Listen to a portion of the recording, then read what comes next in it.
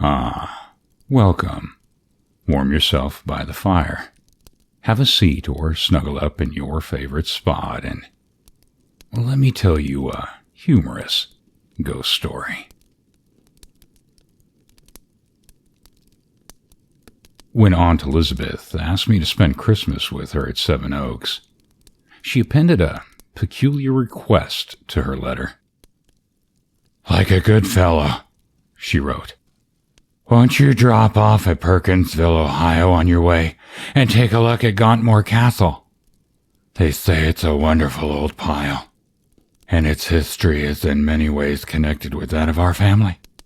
And as you're the last of the Geoffrey Pierpont, such things ought to interest you." Well, much like her Auburn namesakes who bossed the Thames of yore, sweet, red-haired romantic autocrat Aunt Elizabeth. Well, her wishes were commands. "What the deuce is Aunt Elizabeth up to now?" I asked Tim Cole, my law partner, whom I found in my room, smoking my tobacco. Why the hell should I be inspecting Gauntmoor Castle, and what is a castle named Gauntmoor doing in Perkinsville, Ohio, anyway? Perkinsville sounds like the Middle West, and Gauntmoor sounds more like the Middle Ages. "Oh, right in both analyses," said the pipe-poaching Tim. "Castle Gauntmoor is from the Middle Ages, and we all know about where in Ohio Perkinsville is. But it is possible that you, 27 years old and a college graduate, haven't heard of Thaddeus Hobson, the marvelous millionaire?" I shook my head. "The papers have been full of Hobson in the past 2 or 3 years," said Tim. "It was in 1898, I think, that fate jumped Thaddeus Hobson to the Golden Olympus. He was first head salesman in the village hardware store. Then he formulated so successful a scheme to clean up the tin plate combine that he put away a fabulous number of millions in a year, and subsequently went to England. Finally, he set his heart on Norman architecture, and after a search he found the ancient castle Gauntmoor, still habitable and for sale. He thrilled the British comic papers by his offer to buy the castle and move it to America. Hobson saw the property, telegraphed to London, and closed the deal within 2 hours. And an army of laborers at once began taking the Gauntmoor to pieces, stone by stone. Transporting that relic to America, why, that involved a cost in labor and ingenuity comparable with nothing that has yet happened. Moving the Great Pyramids would be a lighter job, perhaps. Thousands of tons of scarred and medieval granite were carried to the railroads, freighted to the sea, and dragged across the Atlantic in whopping big lighters chartered for the job. And the next newspaper they knew, the monster was set up in Perkinsville, Ohio. Why? But why did he do it? I asked. "Oh, who knows," said Tim. "Ingrowing sentiment, unlimited capital, wanting to do something for the hometown, probably. Wanted to beautify the village that gave him his start, and didn't know how to go about doing it. Well, so long," he called out as I seized my hat and streaked for the rain. It was dinner time when the train pulled in at Perkinsville. The town was as undistinguished as I expected. I was too hungry to care about castles at the moment, so I took the bus for the Commercial Hotel, an establishment that seemed to live up to its name, both in sentiment and in accommodation. The landlord, Mr. Spike, referred bitterly to the castle, which he explained was, by its dominating presence, spoiling the prosperous appearance of Perkinsville. Dinner over, he led me to a side porch. How does Perkinsville look with that there curio squatting on top of it?" asked Mr. Spike sternly, as he pointed over the local livery stable and over Smith Brothers Plow Works, over Oddfellows Hall, and up into the bleak hills beyond, where, poised like a stony coronet on a giant's brow, rose the great Norman towers and frowning buttresses of Gonmore Castle. I rubbed my eyes. No, it couldn't be real. It must be a wizard's work. What's old Hobson get out of it? Said Mr. Spike in my ear. Nothing but an old stone barn, where he can sit all day nursing a grouch and keeping his daughter Anita, they say he does, under lock and key, for fearing somebody gonna marry her for her money.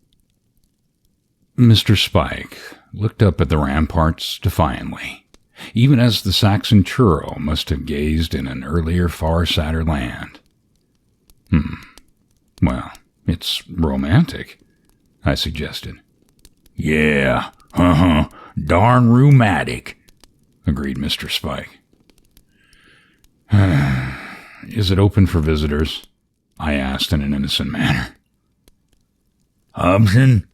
Cackled Spike. He no more welcome a stranger to that place than, why, he'd welcome a ghost. He's a holy terror, that Hobson. Mr. Spike turned away to referee a pool game down in the bar room.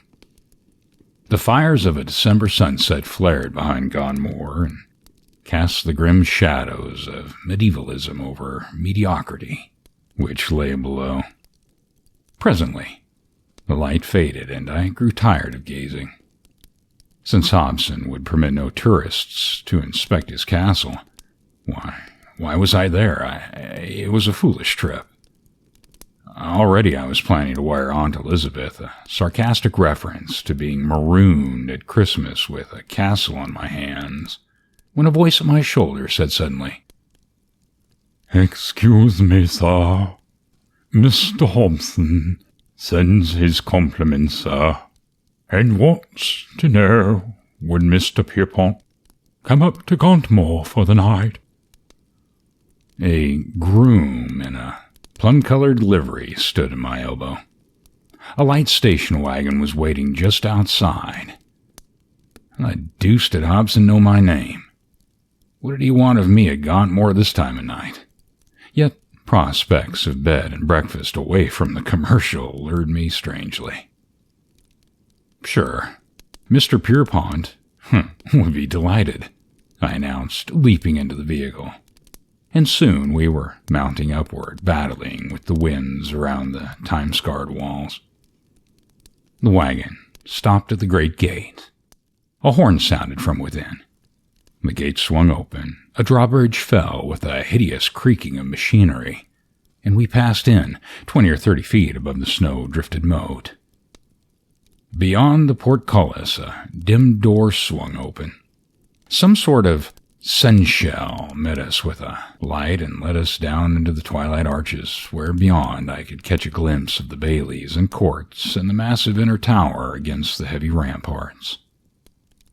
The wind hooted through the high galleries as we passed, but the west wing, from its many windows and loopholes, blazed with a cheerful yellow light. It looked nearly cozy. Into a tall, gaunt tower we plunged, down a winding staircase, and suddenly we came into a vast hall, stately with tapestries and innumerable monkish carvings, and all brightly lighted with electricity. A little fat man sat smoking in a chair near the fire. As I entered, he was in his shirt-sleeve reading a newspaper, but when a footman announced my name, the little man, in a state of great nervousness, jumped to his feet and threw on a coat, fidgeting painfully with the armholes. As he came toward me, I noticed that he was perfectly bald. He looked dyspeptic and discontented, like a practical man trying vainly to adjust his busy habits to a lazy life. Obviously, he didn't go with the rest of the furniture. "Oh, pleased to see you, Mr. Pierpont," he said, looking me over carefully, as if he thought of buying me. "Geoffrey Pierpont. Oh, ain't it queer?" "Queer?" I said rather peevishly. "What's queer about it?" "Oh, excuse me, did I say queer? I didn't mean to be impolite, sir. I was just thinking, That's all. You could hear the demon army of the wind scaling the walls outside. Maybe you thought it kind of abrupt, Mr. Pierpont, me asking you up here so unceremoniously, he said. My daughter Annie, she tells me I ought to live up to the looks of the place, but I've got my notions. To tell you the truth, I'm in an awful quandary about this antique castle business, and when I heard you were at the hotel, I thought you might help me out some way. You see, Well, he led me to a chair and offered me a fat cigar. Oh, young man, he said, when you get your head above water and make good in the world, if you ever do, don't fool with curios, and don't monkey with antiques. Keep away from castles. They're like everything else sold by curio dealers, all humbug. It looks nice, yes, but get 'em over to America, and they either fall to pieces or the paint comes off. Whether it's a chair or a castle, well, it's the same old story. The sly scallywags that sell you the goods won't live up to their contracts. Well, hasn't Gonmore got all the ancient inconveniences a robber baron could wish for? I asked. Oh, it ain't, announced Mr. Hobson. Though it looks all right to a stranger, perhaps.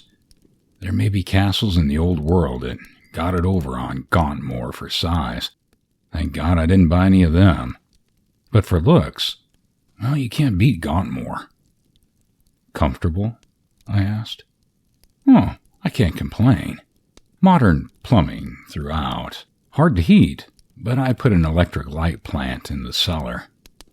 Daughter Annie's got a colonial suite in the North Tower. Well, I suggested, if there's anything the castle lacks, you can buy it. There's one thing money can't buy, said Mr. Hobson, leaning very close and speaking in a sibilant whisper, and that's ghosts. Why do you want ghosts? I inquired. Now look here, said Mr. Hobson. I'm a businessman. When I bought Gauntmoor, the London scallywag that sold it to me gave me distinctly to understand that this was a haunted castle. They showed me a haunted chamber, showed me the haunted wall where the ghost walks, guaranteed the place to be the spook headquarters of the British Isles. And see what I got? He snapped his fingers in disgust. No results. Results? Stung. I've slept in that haunted room upstairs for a solid year. I've gazed night after night over the haunted ramparts. I've hired spiritualists to come and cut their diodes into the towers and enter keep. But no use. You can't see ghosts where there aren't any. I expressed my sympathy.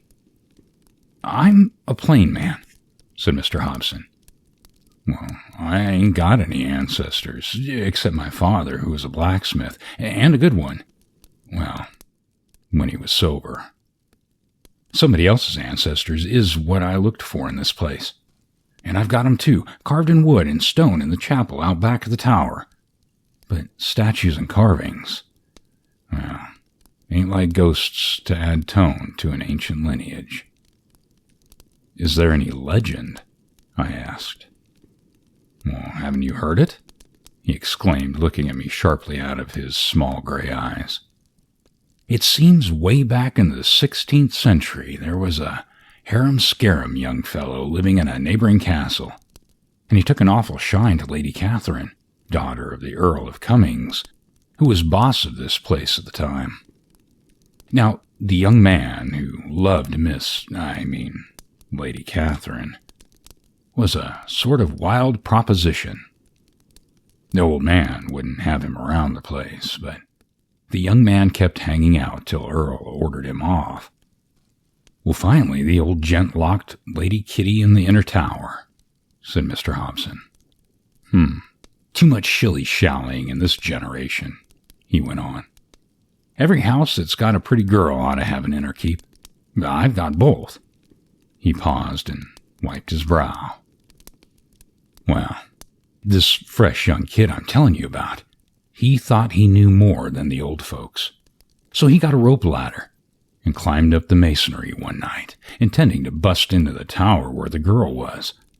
But just as he got halfway across the wall out yonder, his foot slipped, and, well, he broke his neck in the moat below. Well, in consequence, Lady Kitty goes crazy and Earl found dead a week later in his room. It was Christmas Eve when the boy was killed. That's the night his ghost is supposed to walk along the ramparts and give a shriek and drop off, but the irritating thing about it all is it don't ever happen. And now, Mr. Hobson, I said, throwing out the butt of my cigar, why am I here? What have I got to do with all this ghost business? Well, I want you to stay, said Hobson beseechingly. Tomorrow night is Christmas Eve, and I've got it figured out that your influence, somehow, you being of the same blood, as it were, might encourage the ghost to come out and save the reputation of the castle. A servant brought candles, and Hobson turned to retire. The same blood? I shouted after him. What on earth is the name of the ghost? Oh, when he was alive, his name was Sir Geoffrey de Pierrepont, said Thaddeus Hobson, his figure fading into the dimness beyond. Well, I followed the servant with the candle aloft, through chill and carven corridors, through galleries lined with faded portraits of forgotten lords. Wheels, I kept saying to myself. The old man evidently thinks it takes a live Pierrepont to coax a dead one. And I laughed nervously as I entered the vast brown bedroom. I had to get a chair in order to climb up on that four-poster bed, a cheerful affair that looked like a royal funeral barge. At my head I noticed a carved device, 7 mailed hands snatching at a sword with the motto, Cave Adsum. Beware, I am here, I translated. Who was here? Ghosts? Oh, shit. What hideous scenes had this chamber beheld in years of yore? What might not happen here now? Where, by the way, was old Hobson's daughter Anita? Might not anything be possible? I then covered my head with the bed sheets. The next morning, being a mild and bright day for December, and Thaddeus Hobson and his mysterious daughter not having shown up for breakfast, I amused myself by inspecting the exterior of the castle. In daylight I could see that Gauntmoor, as now restored, consisted of only a portion of the original structure. On the west side, near a sheer fall of 40 or 50 feet, stood the dungeon tower, a fine piece of medieval barbarism with a peaked roof. And sure enough, I saw it all now. Running along the entire west side of the castle was a wonderful wall, stretching above the moat to a dizzying height.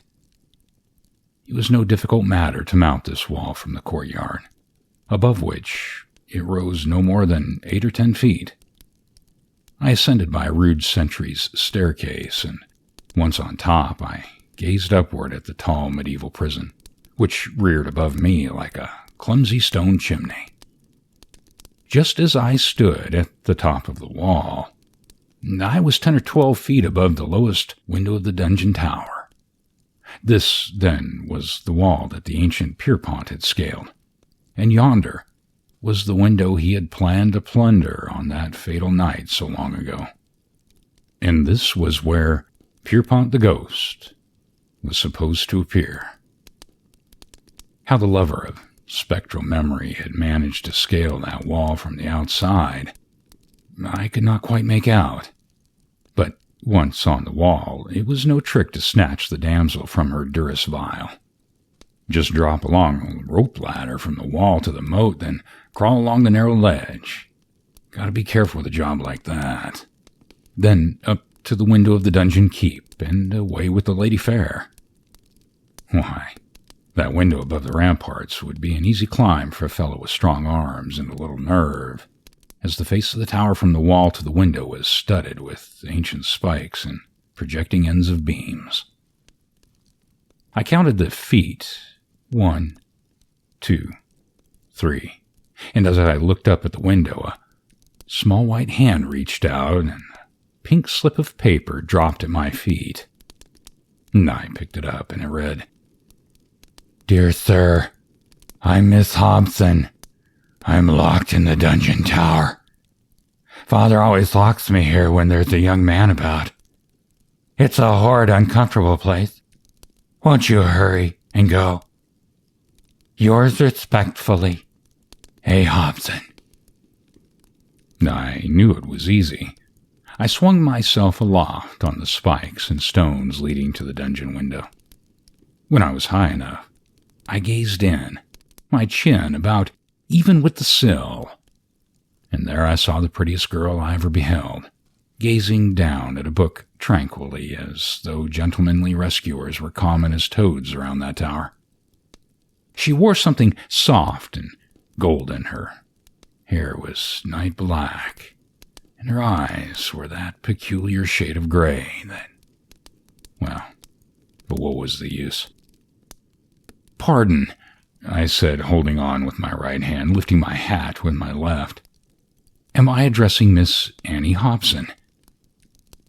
"No, you're not," she replied, only half looking up. "You're addressing Miss Anita Hobson. Calling me Annie is another little habit Father ought to break himself of." Well, she went on reading. "Is that a very interesting book?" I asked, because I didn't like to go on without saying something more. "It is not." She rose and suddenly hurled the book into a corner. "It's Anthony Hope, and if there's anything I hate, it's him. Father always gives me Prisoner of Zenda and Ivanhoe to read when he locks me up in this dungeon. Says I ought to read up on situations. Do you think so?" "There are some other books in the library," I suggested. "Bernard Shaw and Kipling, you know. I'll run over and get you one." "That's fine, but no," she besought, reaching out her hand to detain me. "No, don't go. If you went away, you'd never come back. They never do." "Who never do?" "The young men. The very instant Father sees one coming, he pops me in the tower and turns the key. You see," she explained, "when I was in Italy, I was engaged to a duke. He was a silly little thing, and I was glad when he turned out to be bogus. But Father took the deception awful to heart and swore I should never be married for my money. Yet I don't see what else the young girl can do," she added quite simply. I could have mentioned, well, several hundred things. "He has no right," I said sternly. "It's barbarous for him to treat a girl that way, especially his daughter." "Hush," she said. "Dad's a good sort, but you can't measure him by other people's standards. And yet, it's maddening, this life. Day after day, the loneliness. Nothing but stone walls and rusty armor and books. We're rich, but what do we get out of it? I have nobody of my own age to talk to. How the years are passing. Why, after a while, I'll be an old maid. I'm 21 now." I heard a sob. Her pretty head was bowed in her hands. Desperately, I seized the bars of the windows, and miraculously they parted. I leaned across the sill and drew her hands gently down. "Oh, listen to me," I said. "If I break in and steal you away from this, will you go?" "Go," she said. "Go where?" "My aunt lives at Seven Oaks, less than an hour from here by train. You can stay there till your father comes to his senses." "It's quite like Father never to come to his senses," she reflected. then I should have to be self-supporting. Of course, I should appreciate employment in a candy shop. I think I know all the principal kinds. Will you go? I asked. Yes, she replied simply. I'll go. But how can I get away from here? Well, tonight, I said, is Christmas Eve, when Pierpont the ghost is supposed to walk along the wall, right under this very window. You don't believe that fairy story, do you? No. Well, neither do I. But can't you see it? The haunted wall begins at my window on one end of the castle and ends at your window on the other. The bars of your cell, well, you see, they're nearly all loose. Yes, I pried them out with a pair of scissors. I could now hear Hobson's voice across the courtyard giving orders to servants. Your father's coming. Remember tonight, I whispered. Midnight, she said softly, smiling out at me. Why, I could have faced a flock or flocks of dragons for her at that moment. The old man was coming near. I swung to the ground and escaped into a ruined court. Well, the hours that followed were anxious and busy for me. I worked in the glamour of romance like a soldier about to do some particularly brave and foolish thing. From the window of my room, I looked down on the narrow, giddy wall below. It was a brave and foolish thing. Among the rubbish in an old armory, I found a coil of stout rope, 40 or 50 feet of it. This I smuggled away. From a remote hall, I borrowed a crusader's helmet and spent the balance of the afternoon in my room practicing with a sheet across my shoulders in a shroud fashion. We dined grandly at 8, the old man and I. He drank thirstily and chatted about the ghost, as you might discuss the chances in a coming athletic event. After what seemed an age, he looked at his watch and cried, Wilkins! 11 o'clock already. Well, I'll be going up to watch from the haunted room. I think, Jeff, that you'll bring me luck tonight. Oh, I'm sure I will, I answered sardonically as he departed. 3/4 of an hour later, wearing the crusader's helmet and swathed in a bedsheet, I let myself down from a window to the haunted wall below. It was moonlight, bitter cold as I crouched on the wall, waiting for the stroke of 12, when I should act the spook and walk along that precarious ledge to rescue Anita. The haunted hall, I observed from where I stood, was shaped like an irregular crescent, being in plain view of Hobson's haunted room at the middle, but not so at its north and south ends, where my chamber and Anita's tower were respectively situated. I pulled out my watch from under my winding sheet. 3 minutes to 12. I drew down the visor of my helmet and gathered up my cerements, preparatory to walking the 100 feet of wall, which would bring me into the sight of the haunted room, where old Hobson kept his vigil. 2 minutes. 1 minute. I waited, when I suddenly realized I wasn't alone. A man wearing a long cloak and a feather in his cap was coming toward me along the moonlit masonry. Ah, so I was not the only masquerading swain calling on the captive princess in the prison tower. A jealous pang shot through me as I realized this. The man was within 20 feet of me when I noticed something. He was not walking on the wall. He was walking on air, 3 or 4 feet above the wall. Nearer and nearer came the man, the thing, now in the light of the moon, whose beams seemed to strike through his misty tissue like the thrust of a sword. I was horribly scared. My knees loosened under me, and I clutched the vines at my back to save me from falling into the moat below. and now I could see his face, and somehow fear seemed to leave me. His expression was so young and human. Ghost of the Pierpont, I thought. Whether you walk in shadow or in light, you lived among the race of men. His noble, pallid face seemed to burn with its own pale light, but his eyes were in darkness. He was now within 2 yards of me. I could see the dagger at his belt. I could see the gory cut on his forehead. I attempted to speak, but my voice creaked like a rusty hinge. He neither heeded nor saw me, and when he came to the spot where I stood, he did not turn out to look at me. He walked through me, and when next I saw him, he was a few feet beyond me, standing in midair over the moat and gazing up at the high towers like one revisiting an old scene. Again, he floated toward me and poised on the wall 4 feet from where I stood. What do you hear tonight?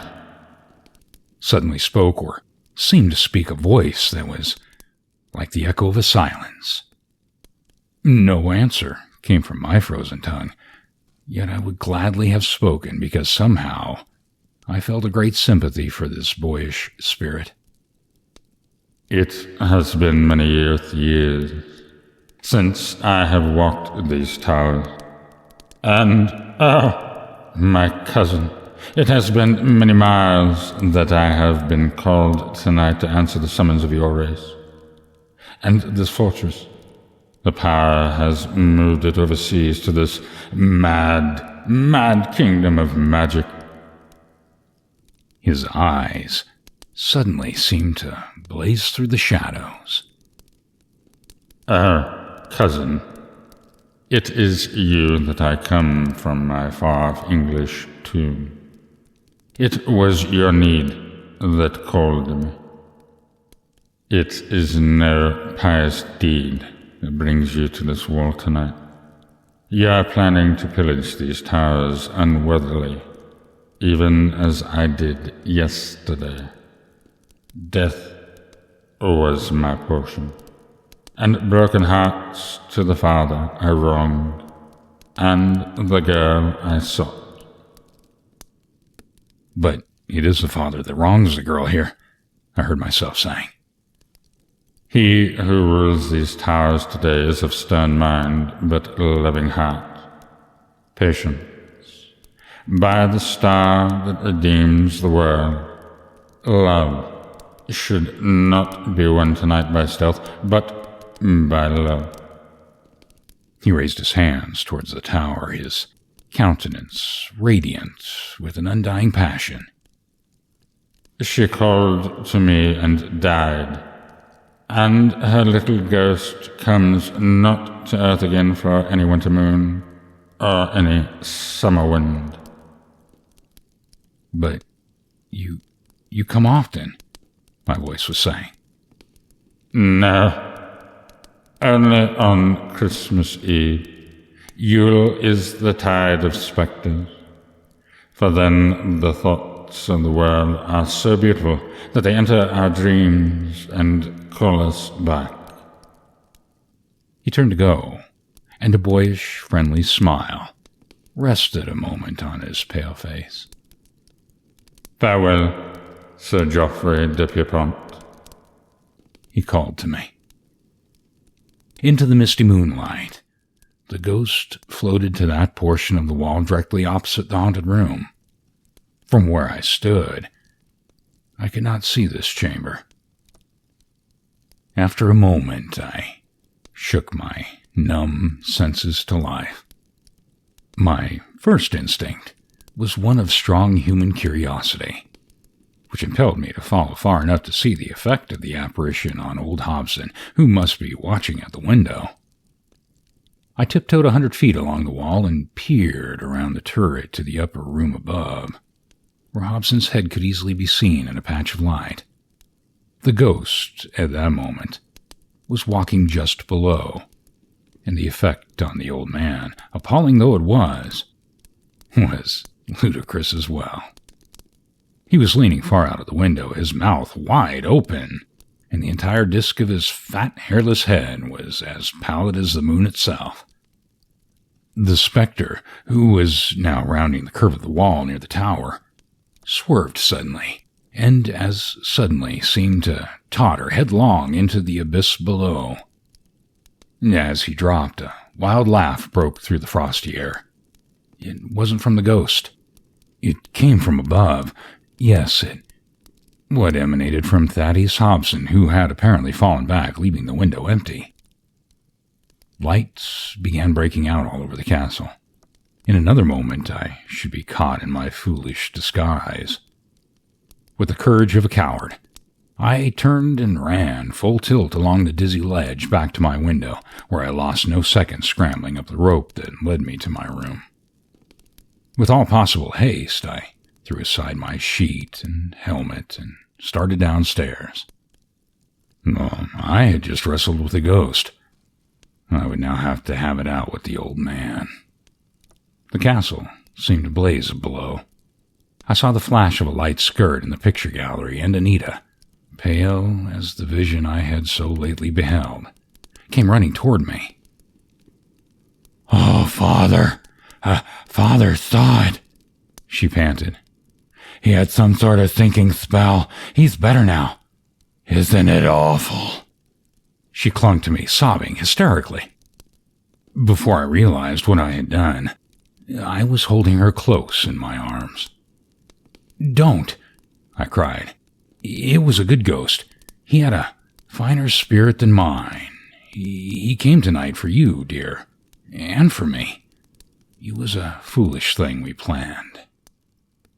"Yes, but I wanted to go," she sobbed, now crying frankly on my shoulder. "You are going, with me," I said fiercely, raising her head.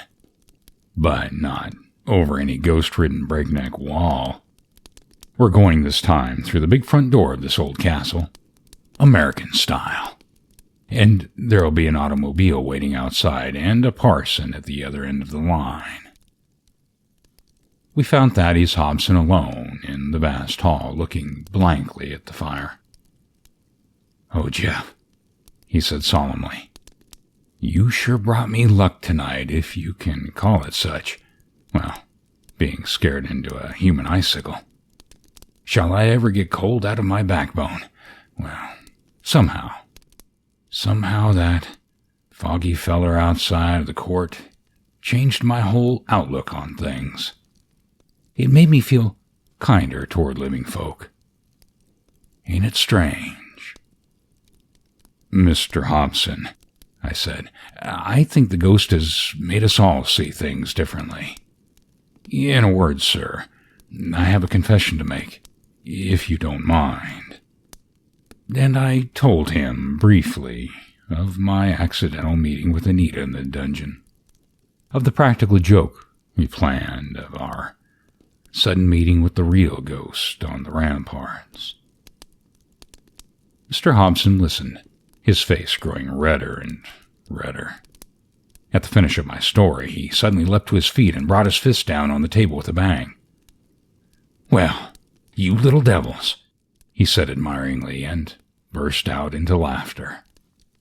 "You're a spunky lad, Jeff, and there ain't any doubt that the de Pierreponts are good stuff as you can get in the ancestry business. The Christmas supper is spread in the banquet hall. Come, de Pierrepont, will you sup with an old earl?" The huge oaken banquet hall, lined with rich hangings, shrunk us to dwarves by its vastness. Golden goblets were at each place. A butler, dressed in antique livery, threw a red cloak over Hobson's fat shoulders. It was a whim of the old man's. As we took our places, I noticed that the table was set for 4. "Who is the extra place for?" I asked. The old man made no reply at first. At last, he turned to me earnestly and said, "Do you believe in ghosts?" "No," I replied. Yet, how else can I explain that vision I saw on the ramparts? Is the fourth place for him? Anita almost whispered. The old man nodded mutely and raised a golden goblet. To the transplanted ghost, I said. It was an empty goblet that I touched to my lips. If you like these stories, subscribe, like and share, and don't forget to hit that notification bell for future stories. Because, well, you never know what you're going to get. And as always, I thank you for taking the time to listen. The end.